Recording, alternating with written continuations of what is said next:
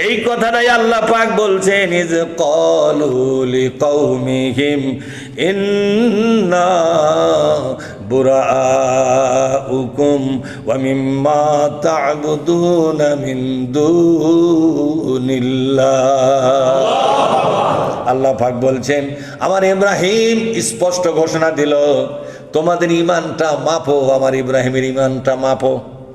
ইব্রাহিমকে যদি তার ঈমানের জন্য জান্নাত দেই, তোমার মতো এরকম ব্যাগকে লোককে আমি কেনই বা জান্নাত দিব গো? ঈমানটা মেপে দেখো। তুমি কি এই ঘোষণা দিতে পারছো নাকি? আজ থেকে এই বাংলাদেশের মানুষের আইনের রাজনীতি যারা করে, তাদের নেতা যারা আছে, নেতাদের সাথে আমি সম্পর্ক ছিন্ন করে দিলাম। এই কথা কি আপনারা বলতে পারবেন নাকি? আপনারা পারবেন সবাই বলতে? কথা কন নাকি? কেউ চুপ করে বসে আছে, কথা কয় না।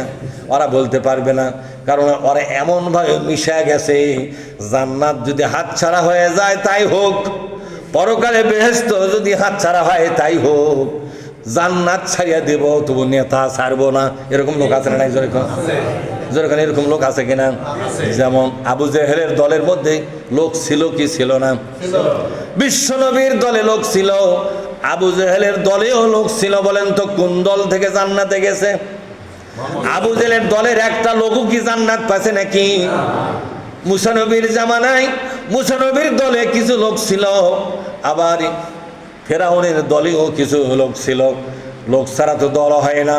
বলেন তো জান্নাতে যদি কেউ যায় থাকে, কোন দল থেকে গেছে?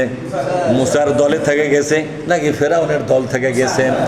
যুগে যুগে কোরআন কায়েমের জন্য একদল লোক থাকবে, কোরআন কায়েমের নেতাদের সাথে একদল লোক থাকবে, আর মানুষের আইনের দল করবে যে নেতারা, তাদের সাথেও একদল লোক থাকবে।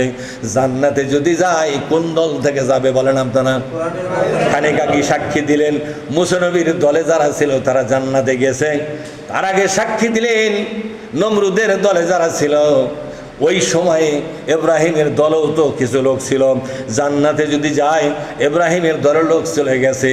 পুরা নমরুদের রাজনীতির সকল নেতা কর্মী সমর্থক, ফেরাউনের রাজনীতির নেতা কর্মী সমর্থক পাকারি হারে জাহান্নামী হয়ে গেছে, জান্নাতে গেছে মুসা নবীর দলীয় লোক। আর আমাদের নবী মুহাম্মদুর রাসূলুল্লাহ সাল্লাল্লাহু আলাইহি ওয়াসাল্লামের জামানায় নবীর দল যারা করেছে তারা জান্নাতে গেছে, আর আবু জেহেলের দল যারা করেছে তারা জাহান্নামী হয়ে গেল। সুতরাং আজ বাংলাদেশে কোরআনের রাজ কায়েমের জন্য, এই কোরআনকে সরকারিভাবে বিজয়ী করার জন্য, কোরআনের শাসন ব্যবস্থা বিজয়ী করার জন্য যারা দলবদ্ধ হয়ে আন্দোলন করতেছে, জান্নাতে যদি যায় এই দল থেকেই যাবে। যাবে কেনা জোরে কোন? আর যে আন্দোলনের মধ্যে কোরআন নাই, ইসলাম নাই, ইসলামের বিজয়ের কোনো ধান্দা নাই, ইসলাম বিজয়ের কোনো কর্মসূচি নাই, এরকম আন্দোলন থেকে কোনোদিন কেউ জান্নাতি হতে পারবে না। কথা কি পরিষ্কার?